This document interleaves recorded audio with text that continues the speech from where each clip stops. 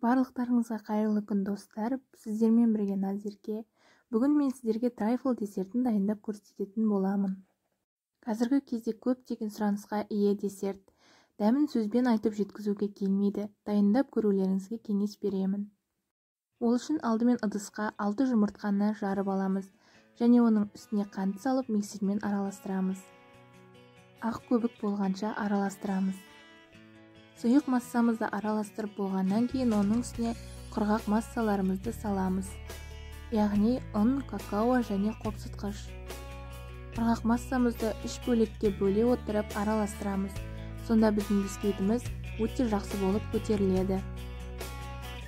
Тесті қоюлығы осылай болып шығуы керек. Бұл бисквитті пісіру үшін арнайы өлшемнің қажеті жоқ. Яғни сіздің противеніңіз үлкен, кіші немесе төртбұрышты, домалақ болса да бәрібір.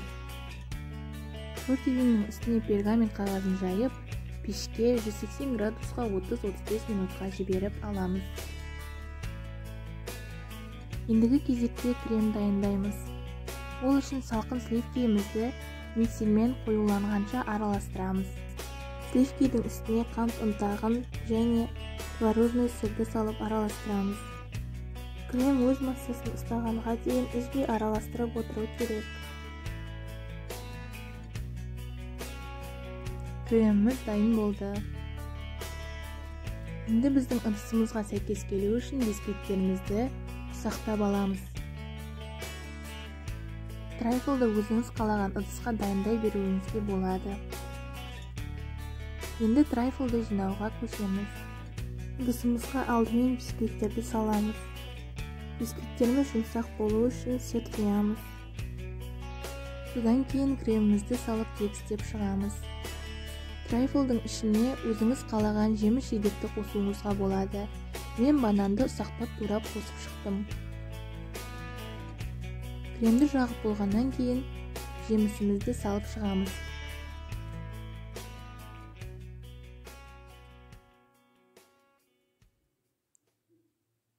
Қайтадан кремімізді салып, бетін тегістеп жағып шығамыз.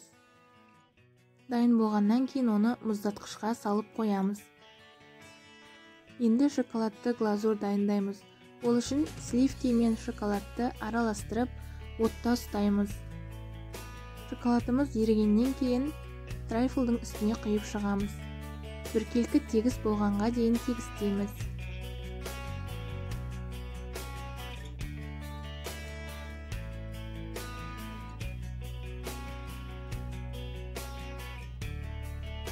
Біздің десертіміз дайын болды. Оның үстін қалағаныңызша сәндеуге болады.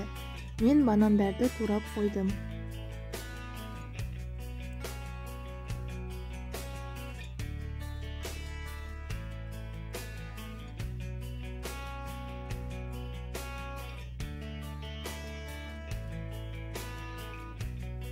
Осымен біздің өте әдемі және дәмді трайфлымыз дайын болды.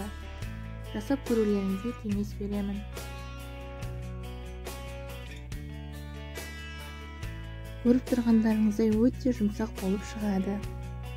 Видеоны соңына дейін көргендеріңізге рахмет. Каналға жазылуды ұмытпаймыз.